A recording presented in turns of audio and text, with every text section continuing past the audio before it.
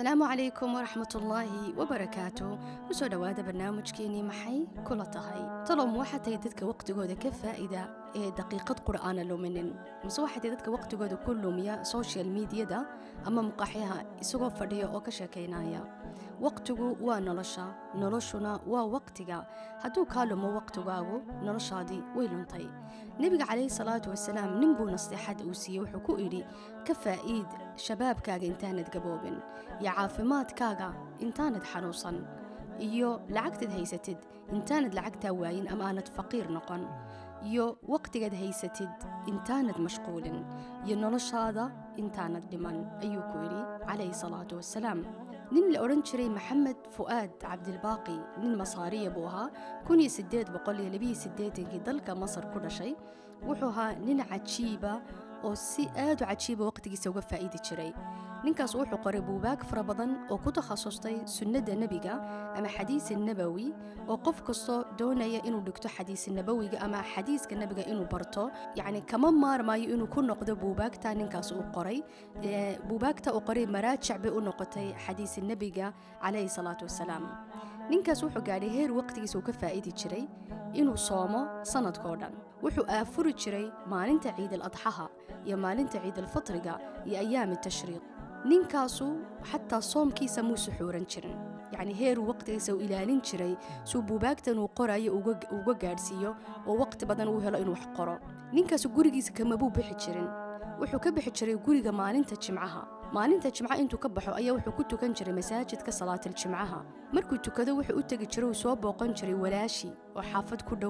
xaafad gurigiisa u dhow ku nool markuu walaashi ka soo baxo tukaankuu soo mari jiray wuxuu soo iibsan jiray 7 xabadood oo daasada ah ama fuul ha noqoto ama cuntada doonto ha noqoto cuntadan daasadaha ku jirtay aanu u baahan in la kariyo markuu aafurayo intuu daasad furo ayuu bileedka ku shubaa markaasuu malqaxad ku cunaa oo xataa cuntada muu kuleelin jirin saasuu ku waday wuxuu gaadhay yani waqtigiisa siduu uga faa'iidayay uu ka ilaalinayay waqti inuu ka lumo buugaag fara badan buu qoray ilaa waqtigan qof kasto doonaya inuu sunnada iyo qur'aanka uu ka faa'iido ama uu akhriyo buugaagtaas uu ku noqonaya buug ugu horeeya waxa weeyaan buug la yiraahdo miftaax kunuuz as-sunna miftaax kunuuz as-sunna waxa qoray nin gaalo la yiraahdo Vincent kaasoo buuga markuu qoray khalado badan baa ku jirto nin gaala buu ahaa marka buugan buu wuxuu doonayay inuu qoro suu khalado uu soo saaro xadiiska nabiga laakiin buugaas buug aad u fiican baa oo faa'iido badan intuu buugi qaaday ay 5 sanadood ayuu tarjumayay markuu tarjumo af carabi ka dhigay khaladii fara badneed ku jirto dhan uu ka saaray buugan qof kasto doonaya ama jaamacadda shariicada ha dhigto ama diinta ha barto qof kasto doonaya xadiiska nabiga inuu ka faa'iido buugaas uu tarjumay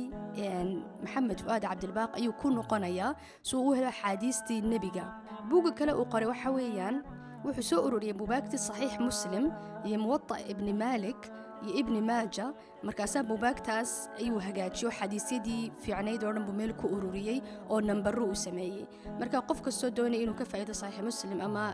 muwatta ibn malik iyo ibn maaja buugaas uu sameeyay ayuu ku noqonaya buug kale uu sameeyo la yiraahdo aad u caana اللؤلؤ والمرجان فيما اتفق عليه الشيخان البخاري ومسلم wuxuu ku ururiyay 2006 xadiis oo ay sheegeen البخاري ومسلم oo qaab yar casri ah uu sameeyay oo number leh wuxuu kale sameeyay buugan ila jaamic masaaniid saxiix al-bukhari kaasan axaadiista ay sheegeen dadku uu ka sheegay axaadiiska al-bukhari ayuu magacyadooda ku qoray mid kasta xadiiska uu sheegay ayuu halka ku ururiyay buugaas kutub fara badan wuxuu ka tarjumay af ingiriisiga iyo af faransiiska lagu qoray ayuu carabi ka dhigay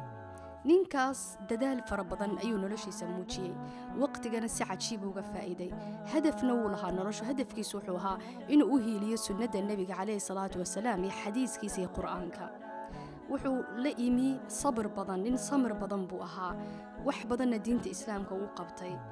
ilaa iminkana buugaagtiisa maktabad kasta way taalaa qof kastoo caalima ama baaraya axaadiiska nabiga ama dhiganaya buugaagtiisa dib buu ugu noqdaa maxamed fuaad cabdilbaaqi saas waqtigiisa uga faa'iiday